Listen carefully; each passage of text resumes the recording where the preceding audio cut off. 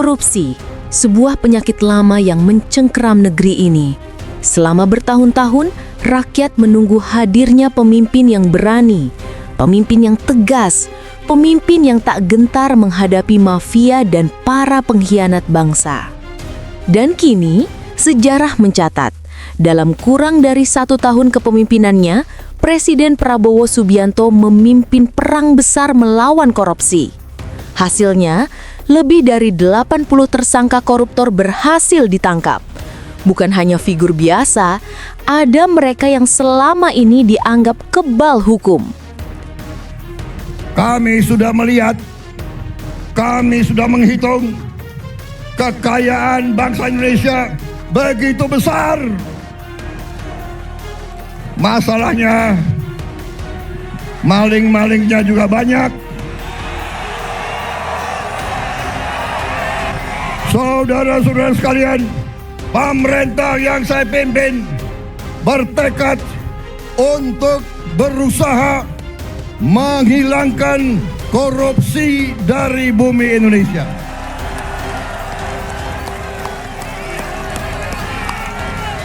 Saya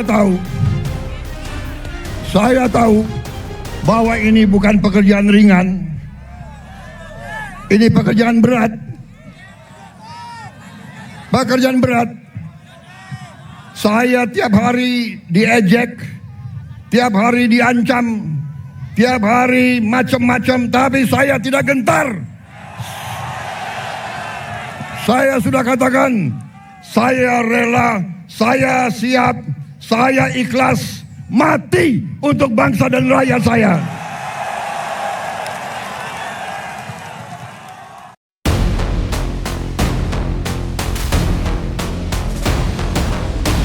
20 Oktober 2024, Prabowo Subianto resmi dilantik sebagai Presiden Republik Indonesia. Dari awal ia menegaskan bahwa pemerintahannya akan berfokus pada bersih-bersih negeri. Korupsi bukan lagi sekadar pelanggaran hukum. Korupsi adalah pengkhianatan terhadap rakyat. Pesan ini menggema dari istana hingga ke pelosok desa, dari gedung-gedung kementerian hingga ruang-ruang pengadilan. Beberapa kasus korupsi di awal masa Prabowo. Di antaranya, 1. PT Asek Pasifik, kasus Duta Palma. Kasus besar ini menjadi salah satu operasi awal yang mengguncangkan publik. Kejaksaan Agung melakukan penggeledahan di 2 kantor PT Asek Pasifik, perusahaan yang terkait dengan grup Duta Palma. Dugaan tindak pidana pencucian uang muncul setelah ditemukan aliran dana dalam jumlah fantastis. Hasil operasi tidak main-main, hampir 1 triliun rupiah uang tunai berhasil disita. Bayangkan jumlah sebesar itu, uang yang seharusnya bisa membangun ratusan sekolah, rumah sakit atau ribuan beasiswa justru berputar dalam jaringan kotor. Namun kali ini, hukum bergerak cepat. Tidak ada lagi kompromi dengan mereka yang selama ini nyaman bersembunyi di balik korporasi besar.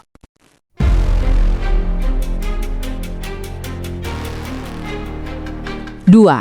Korupsi dana desa, Bengkulu Utara. Korupsi tidak hanya terjadi di pusat, tetapi juga di tingkat desa. Di Bengkulu Utara, kepala desa dan sekretaris desa Talang Renah ditangkap atas dugaan korupsi dana desa senilai plus minus 780 juta rupiah. Uang yang seharusnya digunakan untuk membangun jalan desa, memperbaiki saluran irigasi atau meningkatkan kesejahteraan masyarakat justru digelapkan untuk memperkaya diri sendiri. Penangkapan ini menjadi simbol bahwa pemerintahan Prabowo tidak hanya fokus pada kasus besar di ibu kota, tetapi juga menindak tegas praktik korupsi yang merugikan rakyat kecil di pelosok negeri.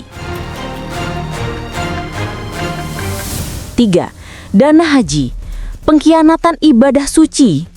Korupsi di sektor ini membuat hati rakyat tersayat. KPK mengungkap dugaan korupsi dalam pengelolaan kuota haji 2023-2024. Dana tabungan jamaah hasil kerja keras bertahun-tahun diselewengkan oleh oknum yang seharusnya melayani umat. Kerugian negara diperkirakan mencapai 1 triliun rupiah. Kasus ini menegaskan bahwa pengkhianatan terhadap ibadah umat bukan hanya pelanggaran hukum, tetapi juga pengkhianatan terhadap nilai-nilai spiritual bangsa. Di bawah kepemimpinan baru, kasus ini tidak ditutup-tutupi. Sebaliknya, dibuka terang benderang agar rakyat tahu siapa yang harus bertanggung jawab. 4. Sektor pendidikan. Skandal pengadaan Chromebook. Pendidikan adalah masa depan bangsa, tapi bahkan sektor ini pun tidak luput dari jerat korupsi. Proyek pengadaan Chromebook yang awalnya digadang-gadang akan membawa sekolah ke era digital justru menjadi ladang permainan anggaran. Modusnya jelas, harga dinaikkan, kualitas diturunkan, dan rakyat yang dirugikan. Kerugian negara mencapai ratusan miliar rupiah. Di tengah mimpi besar mencetak generasi emas Indonesia, justru ada yang tega mencuri dari anak-anak sekolah. Tapi kali ini berbeda. Kasus ini disorot, diusut, dan menjadi peringatan keras. Jangan pernah lagi bermain-main dengan masa depan pendidikan bangsa.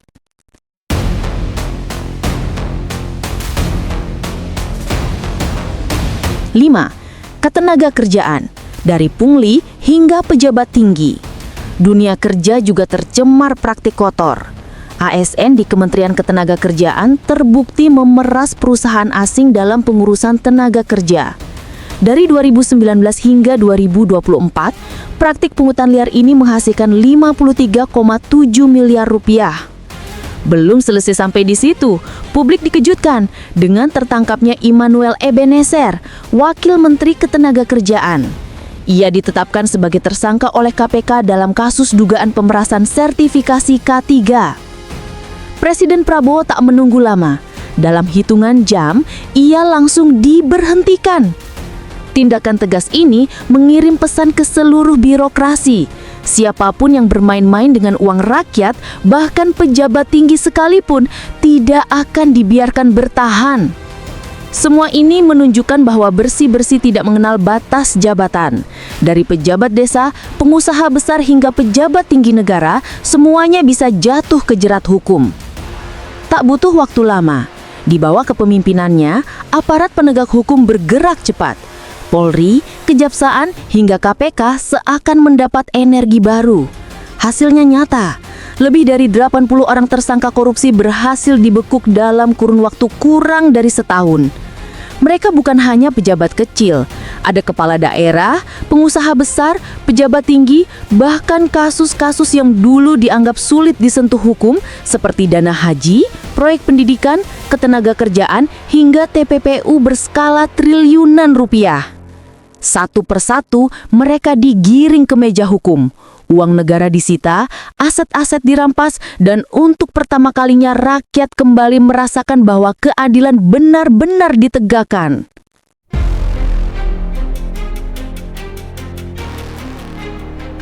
Lebih dari 80 tersangka bukan sekedar angka. Itu berarti puluhan upaya pengkhianatan terhadap bangsa yang berhasil digagalkan. Puluhan pesan tegas kepada siapapun yang mencoba merampok kekayaan rakyat. Pesan yang hanya bisa lahir dari kepemimpinan yang berani. Apa artinya semua ini bagi rakyat? Setiap rupiah yang kembali ke kas negara berarti tambahan anggaran untuk pendidikan anak-anak. Setiap aset yang berhasil disita berarti peluang baru untuk membangun jalan, jembatan, dan rumah sakit. Setiap pejabat korup yang tertangkap berarti satu langkah lebih dekat menuju Indonesia yang adil dan makmur. Namun, perang melawan korupsi belum selesai.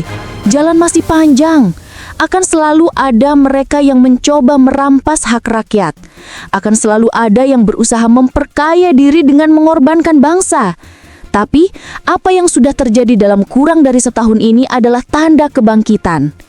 Sebuah sinyal keras bahwa di bawah kepemimpinan Prabowo Subianto tidak ada tempat bagi para pengkhianat bangsa. Korupsi tidak lagi dianggap biasa.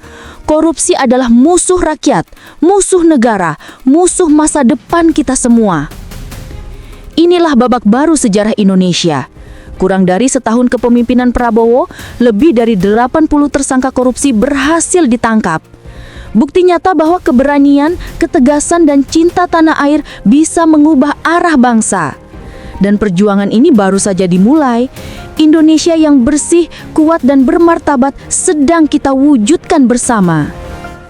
Korupsi adalah musuh bangsa. Bersama, kita bisa mengalahkannya.